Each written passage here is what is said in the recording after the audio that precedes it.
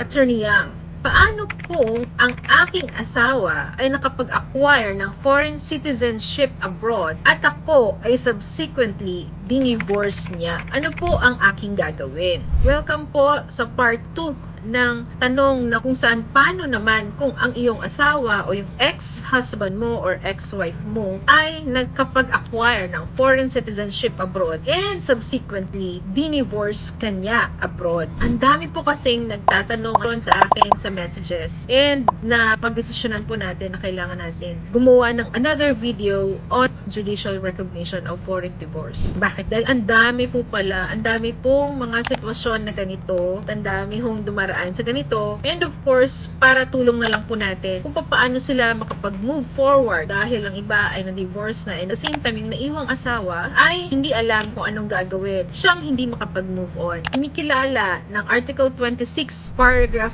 2 ng Family Code kung saan nire-recognize ng batas ang foreign divorce at ina-address ng batas ang status ng naiwang Filipino spouse. Nakalagay sa Article 26, Paragraph 2 ng Family Code where a marriage between a Filipino citizen and a foreigner is validly celebrated and a divorce is thereafter validly obtained abroad by the alien spouse, capacitating him or her to remarry, the Filipino spouse shall have the capacity to remarry under Philippine law. Sa ilalim ng Article 26, Paragraph 2 ng Family Code, pinapayagan na ang Filipino spouse na magpakasal ulit kung siya ay dinivorce sa kanyang foreign spouse abroad. Dahil sa final na divorce ng foreign spouse, nagkakaroon na ng capacity to remarry yung foreign spouse. Kaya by implication, pinapayagan na rin ng batas na magpakasal ang Filipino spouse. Subalit, hindi po ito automatic.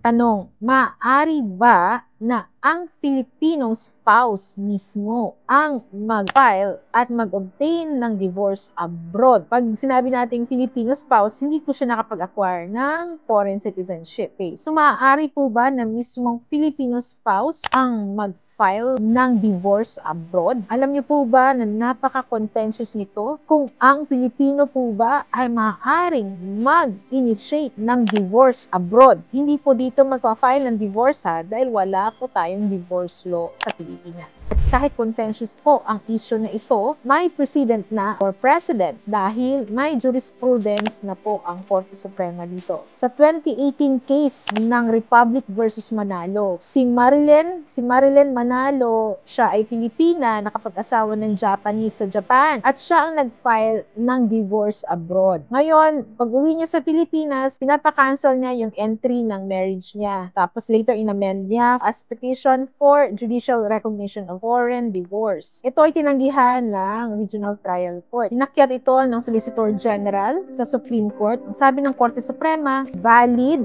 ang divorce na na-obtain ni Marilyn Manalo sa Japan. Of course, provided na comply niya lahat ng conditions ng batas. Like, i-prove nyo fact of marriage, yung divorce law, kailangan i-prove yung authenticated foreign divorce decree, at kailangan po i-prove din po na yung foreign spouse is capacitated to remarry under the foreign law. Kinilala ng Korte Suprema ang divorce na kinuha ng Filipino spouse in Japan under the principle of nationality law and equal protection. Dapat equal ang treatment under the principle of comity. Then also, nire-recognize din ng Pilipinas yung mga foreign judgments like the divorce decree. Sa 2010 case naman ng Dakasin versus Dakasin, kung saan isang Pilipino din ang nag-file ng divorce abroad. Ang asawa niya ay isang American citizen, ngunit siya ang nag-file ng divorce sa state of Illinois. So, naka-obtain na siya ng divorce at nakakuha siya ng sole custody ng kanyang anak. Ngunit pagdating sa Manila, nagkaroon sila ng agreement ng kanyang previous husband na magkaroon ng joint custody. So, nagkaroon na ata ng problema sa custody. Gusto lang kunin ng Pilipina. Ang ginawa ng American citizen ay nag-file siya dito sa Regional Trial Court sa Pilipinas upang questionin niya ang sole custody ng kanyang ex-wife na Filipina. Dito sa kasong to, nireiterate ng Korte Suprema ang foreign divorce decree na nakuha mo abroad kahit ikaw ay Filipina or ikaw ay Filipino ay kinikilala ng ating mga korte as long as valid yung divorce under your national law. So in this case, yung American citizen,